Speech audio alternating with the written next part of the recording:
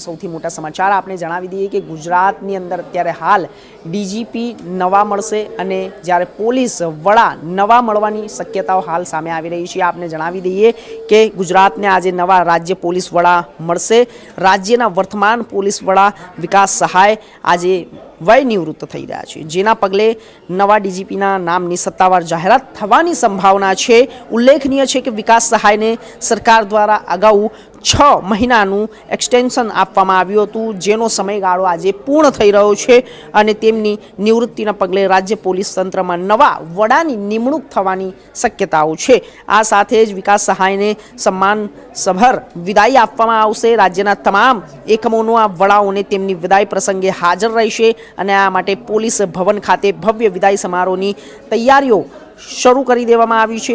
લાંબા સમય સુધી રાજ્ય પોલીસ તંત્રનું નેતૃત્વ કરનાર વિકાસ સહાયની સેવાઓને ધ્યાનમાં રાખીને તેમને સન્માન સાથે વિદાય આપવામાં આવશે અને જ્યારે રાજ્યને નવા પોલીસ વડા એટલે કે ડીજીપી મળવા જઈ રહ્યા છે।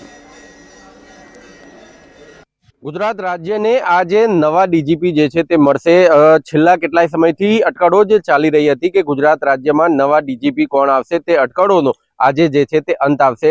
જે વિકાસ સહાય છે અત્યારે હાલના જે ડીજીપી છે તે લગભગ 6 મહિના પહેલા જ તે વય નિવૃત્ત જે તે થઈ ચૂક્યા હતા, પરંતુ તે વખતે વિદાય સમારંભની પણ વાતો ચાલી હતી, પરંતુ દિલ્હીથી એક્સટેન્શન એમ તે 6 મહિનાનું એક્સટેન્શન આપવામાં આવતા ફરીથી આજે 6 મહિના જ્યારે પૂરા થઈ રહ્યા છે ત્યારે આજે એક નવા ડીજીપીની જાહેરાત જે છે તે થઈ શકશે અને ગુજરાત રાજ્યને એક નવા ડીજીપી જે છે મળશે। કોણ મળશે તે ખૂબ જ એક મોટો યક્ષ પ્રશ્ન જે છે તે અત્યારે ઉપસ્થિત છે, કેમ કે KLN રાવની જો વાત કરીએ જે અત્યારે જેલના વડા હતા થોડા સમય પહેલા, અત્યારે ડીજીપી ક્રાઇમના વડા જે છે તે ઉપરાંત ઘણા બધા જિલ્લાઓમાં પણ તે પોલીસ વડા તરીકે સેવા જે છે તે બજાવી ચૂક્યા છે। સાથે સાથ જો વાત કરીએ અત્યાર સુધીની જો ડીજીપીની, તો લગભગ મહત્તમ એવું જોવામાં આવેલું છે કે જે અમદાવાદના જે પોલીસ કમિશનર હોય તે જ ડીજીપી બનતા હોય છે। પછી તે આપણે જોયું હોય કે જો આશીષ જે ભાટિયા હતા તે હતા, ત્યારબાદ વિકાસ સહાય હતા, તે પણ અમદાવાદના પોલીસ કમિશનર રહી ચૂક્યા હતા અને ડીજીપી બન્યા।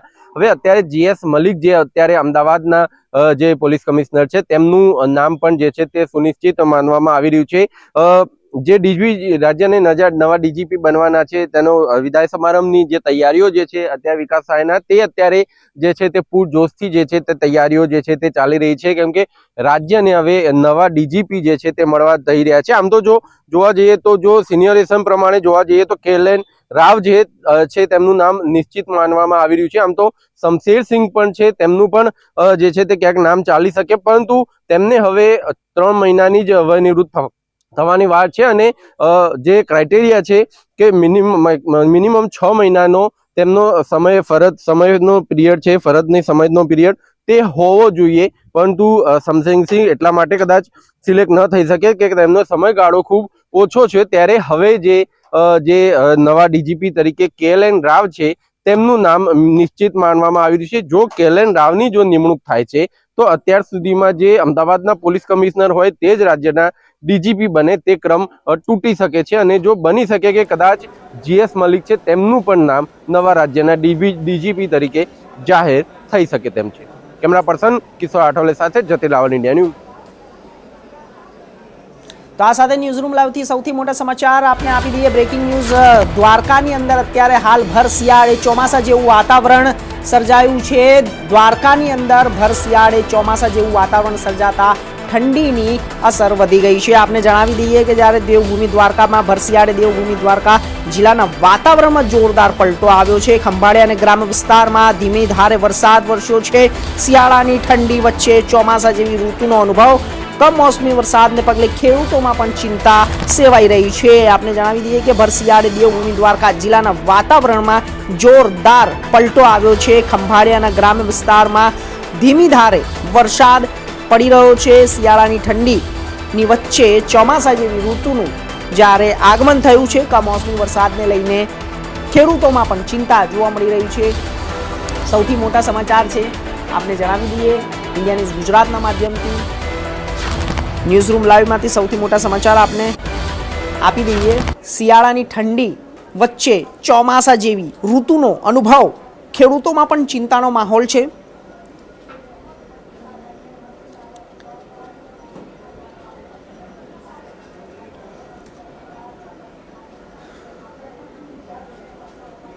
20 नंबर भी नहीं है।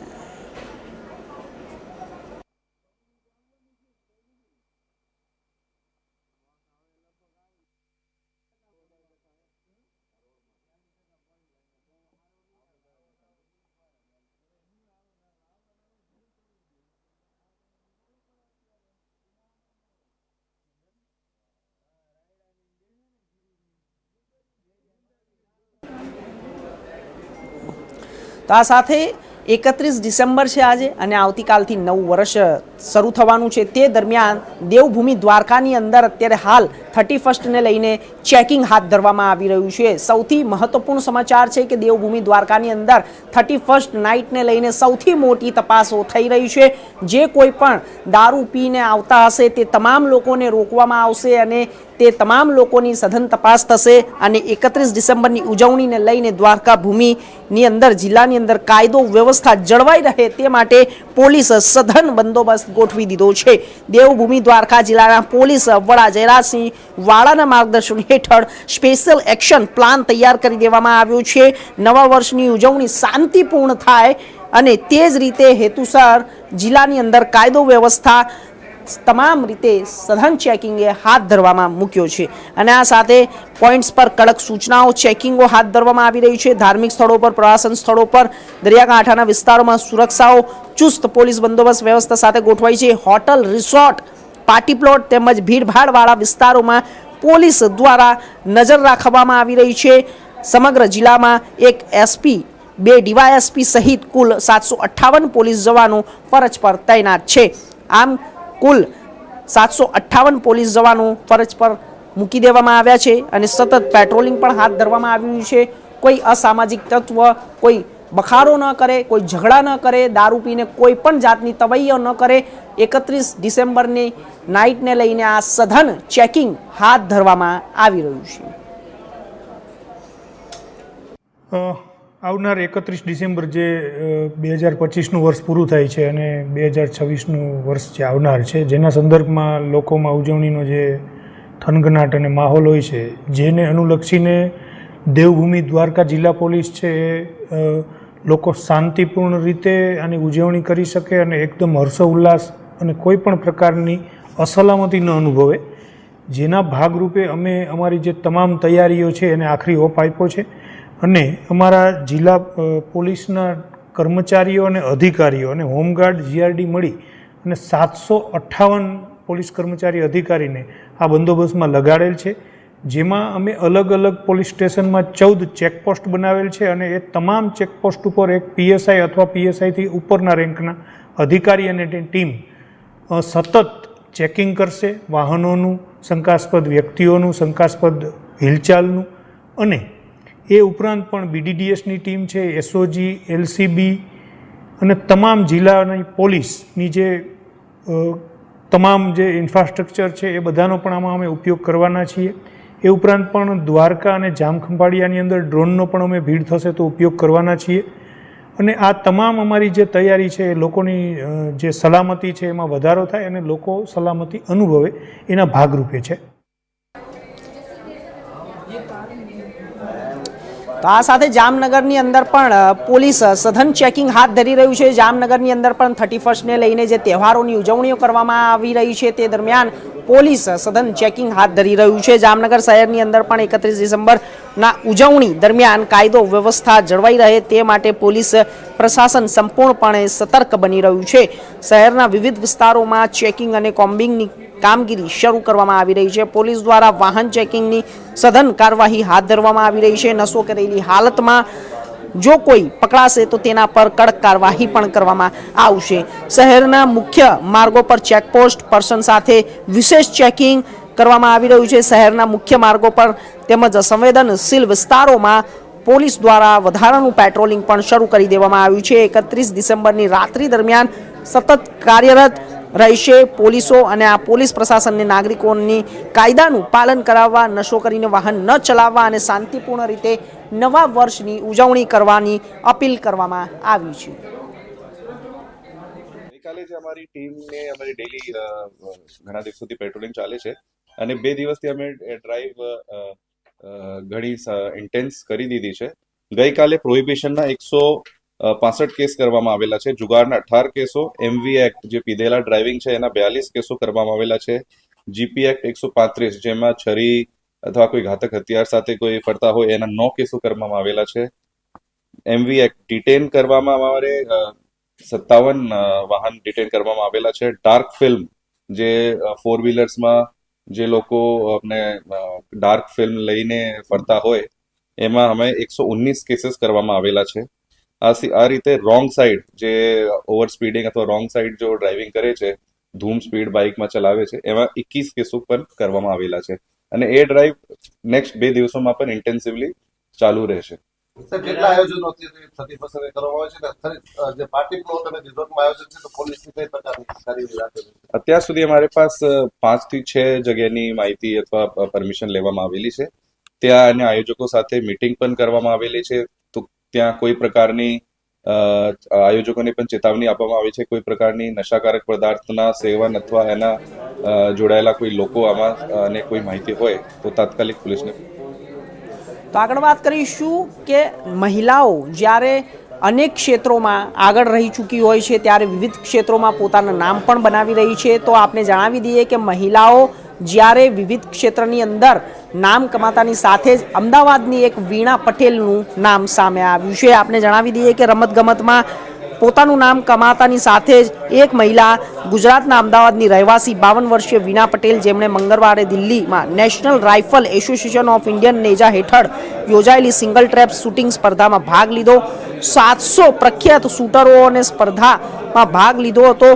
પટેલે બીજું સ્થાન મેળવીને સિલ્વર મેડલ જીતીને ગુજરાતનું ગૌરવ વધાર્યું હતું. વીણા આજે પોતાના પરિવાર સાથે દિલ્હીથી સીધા માઉન્ટ આબુ પહોંચી હતી અને તે આ ખુશીમાં 9 વર્ષની ઉજવણી કરવા પણ આવી હતી અને સાથે સરહદ મહોત્સવમાં પણ ભાગ લીધો. અને પટેલે જ્યારે 2022માં આ સ્પર્ધામાં ગોલ્ડ મેડલ જીતીને ભારતનું ગુજરાતનું ગૌરવ પણ વધાર્યું. देश में जिस प्रकार से कई महिलाओं ने अपना नाम कमाया है उसी प्रकार से हमारे साथ आज मौजूद है नेशनल शूटर. आपका नाम बताइए? बीना पटेल. बीना पटेल आज हमारे साथ में मौजूद है. नया साल मनाने आई हैं और जिन्होंने इस साल जो है नेशनल शूटर में अपना नाम कमाया, क्या कहना चाहेंगे? किस प्रकार से आपने ये उपलब्धि हासिल की? मैं एक बिजनेस वूमन हूँ, एक हाउसवाइफ भी हूँ, एक मदर भी हूँ और इन सब के साथ में एक शूटिंग चैम्पियन भी हूँ. अभी जस्ट मैं कल नेशनल शूटिंग चैम्पियनशिप खेल के आ रही हूँ और उसमें सिल्वर मेडल हासिल करके आ रही हूँ मैं. और वहाँ से दिल्ली से डायरेक्ट मैं यहाँ पे आई हूँ आबू में मेरी फैमिली के साथ में एंजॉय करने के लिए. और मेरे सिल्वर मेडल की खुशी में पूरी फैमिली के साथ में अभी आबू में एंजॉय कर रही हूँ. जिस प्रकार से नया साल मनाने आए हैं आप माउंट आबू के कहीं ना कहीं जहाँ पे नेशनल जीता है, सिल्वर मेडल जीता है, अब गोल्ड मेडल के लिए तैयारी कर रहे हैं, क्या कहना चाहेंगे आप? नेक्स्ट ईयर पक्का गोल्ड मेडल लेके आऊँगी मैं. उसकी तैयारी पूरी अभी से चालू कर देंगे. इस बार 1 पॉइंट से गोल्ड मेडल मेरा नहीं मिला पर नेक्स्ट ईयर में पक्का लेके आऊँगी. 1 पॉइंट से गोल्ड मेडल लाते लाते रह गई, लेकिन ये बीना पटेल गुजरात की हैं जिन्होंने आज माउंट आबू में मौजूद है, नया साल मनाने आए हैं और कहीं ना कहीं इनका जो आनंद है वो दुगना हो गया क्योंकि पूरे परिवार के साथ में ये माउंट आबू में मौजूद हैं. कैमरा पर्सन दलपत राणा के साथ अनिल इंडियन.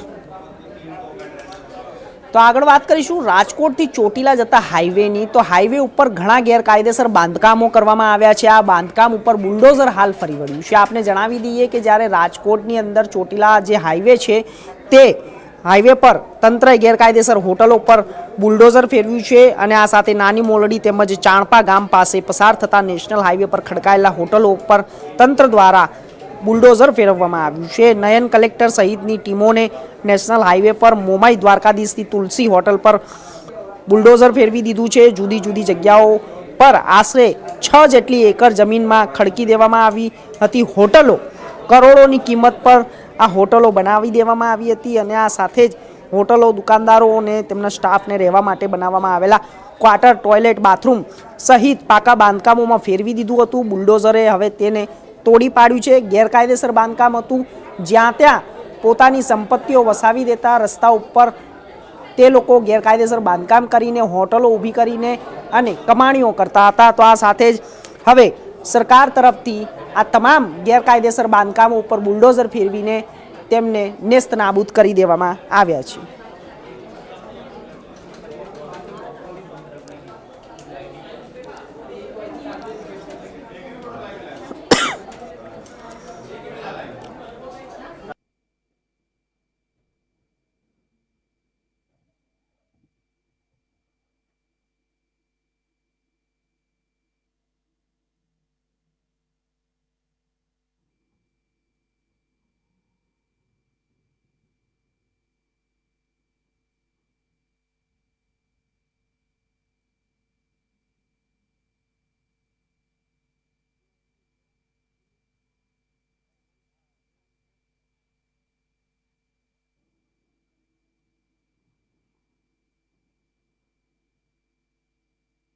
તો આપ જે આ દ્રશ્યો જોઈ શકો છો તે દ્રશ્યોની અંદર આપ આ સીધા દ્રશ્યો તમને રાજકોટ અને ચોટીલા હાઈવેના બતાવી રહ્યા છે, કારણ કે જે આ હાઈવે ઉપર જે ગેરકાયદેસર બાંધકામ કરવામાં આવ્યું હતું, જે હોટલો ઊભી કરી દેવામાં આવી હતી, ક્વાર્ટરો બનાવવામાં આવ્યા હતા, તેમને રહેવા માટેના જે જગ્યાઓ બનાવવામાં આવી હતી, તે તમામ જગ્યા ગેરકાયદેસર છે.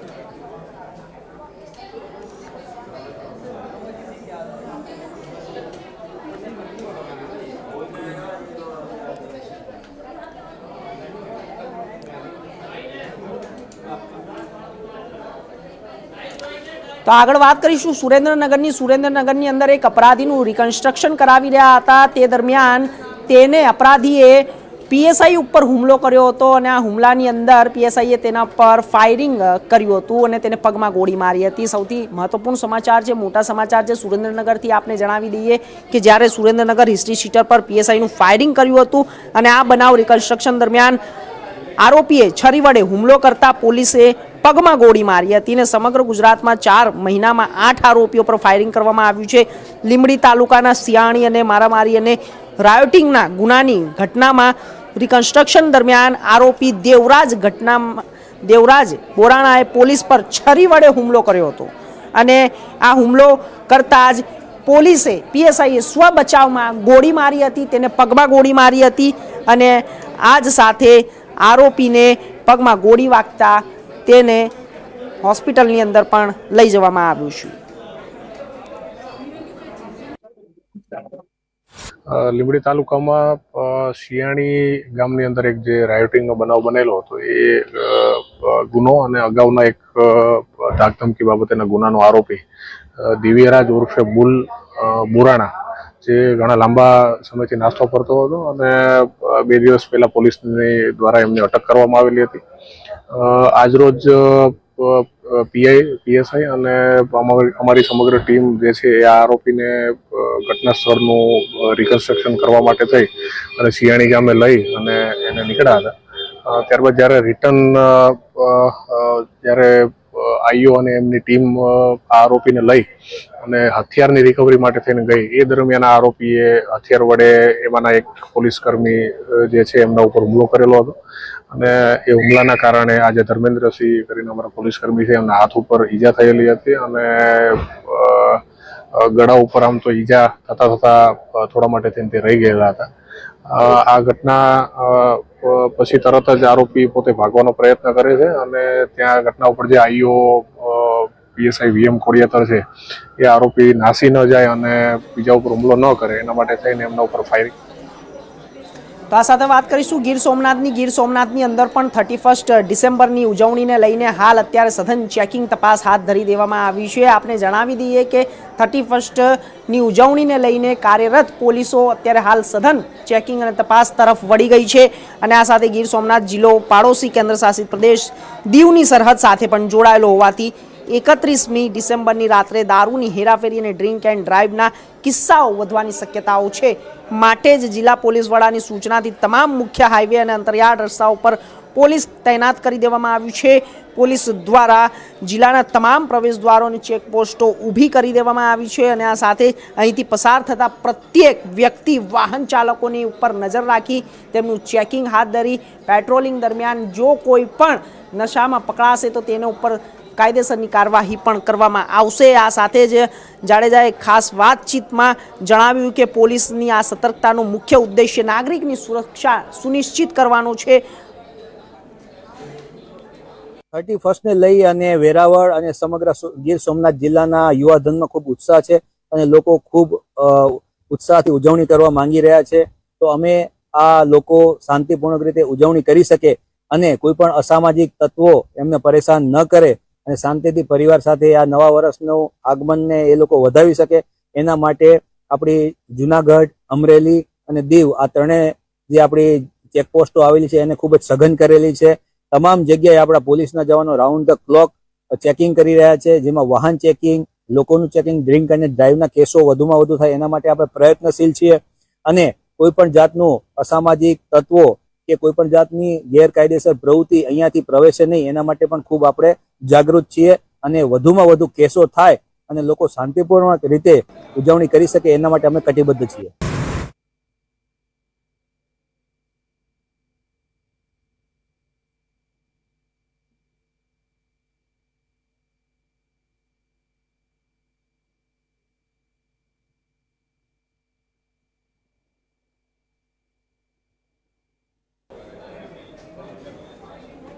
તો સૌથી મોટા સમાચાર આપને જણાવી દઈએ કે વલસાડથી આવી રહ્યા છે। પ્રાઇવેટ લિમિટેડ કંપનીની અંદર હાલ કર્મચારીઓએ હડતાલ કરી છે। સૌથી મોટા સમાચાર છે જીઆઈડીસી ગુંદલાવની અંદર પ્રાઇવેટ લિમિટેડ કંપનીના કર્મચારીઓ હડતાલ પર ઉતરી ગયા છે। એક મોટા સમાચાર પણ છે વલસાડ જિલ્લાના જીઆઈડીસી ગુંદલાવ ખાતે આવેલ ડેમોસા કેમિકલ પ્રાઇવેટ લિમિટેડ કંપનીના કામદારો હડતાળના કારણે પરિસ્થિતિ વધુ તણાવપૂર્ણ બની રહી છે। ગુજરાત મજદૂર સભાના આશરે 600 જેટલા સભ્યો કામ બંધ કરીને હડતાળ પર ઉતરી આવ્યા છે। કંપનીના કામદાર દ્વારા પડેલ હડતાલ કંપની સંચાલિત યુનિયન જેમાં 18 સભ્યો હોય તેની દરેક માંગણીઓ સ્વીકારવામાં આવે અને હાલ 600થી વધુ કામદારો માંગણીઓની અવગણના કરવામાં આવી રહી છે। યુનિયન લીડર બળવંતભાઈ દ્વારા તેમની વ્યાજબી માંગણીઓ રજૂ કરવામાં આવી રહી છે। આ દરમિયાન કંપની દ્વારા સમગ્ર કામદારોને નોટિસ પાઠવવામાં આવી રહી છે। તાત્કાલિક કામ પર આવવા માટે સૂચના અનુરોધ કરવામાં આવ્યા છે।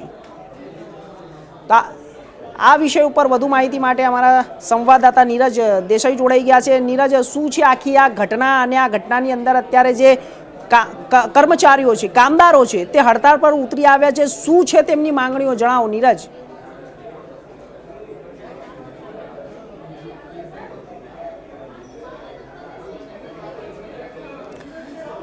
નીરજ, શું છે આખી આ ઘટના, જે કામદારો કર્મચારીઓ હડતાળ પર ઉતરી આવ્યા છે, શું છે તેમની માંગણીઓ?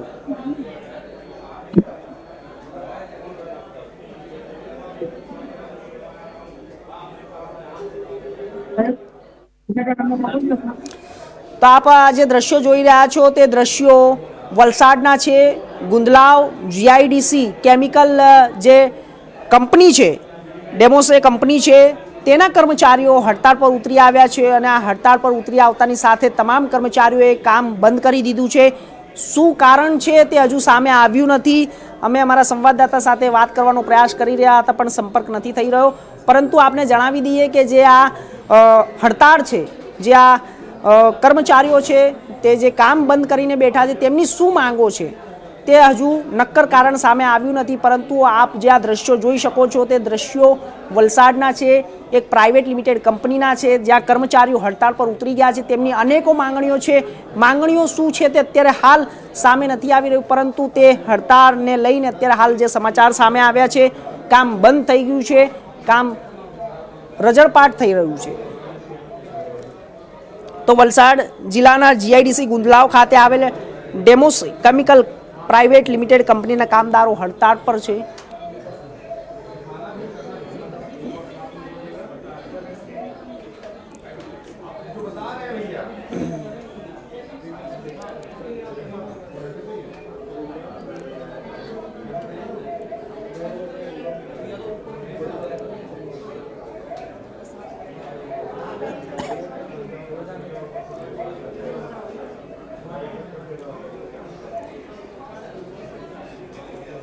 नहीं मिल रहा है।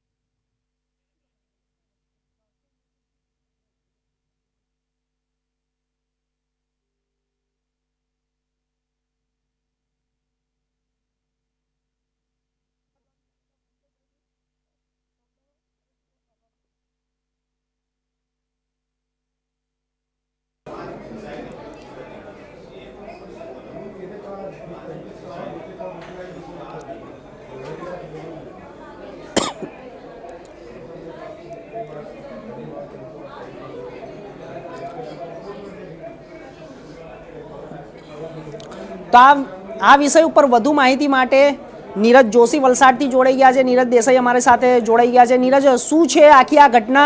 કામદારો કર્મચારીઓ જ્યારે હડતાળ પર ઉતરી ગયા છે તેમની શું છે માંગણીઓ?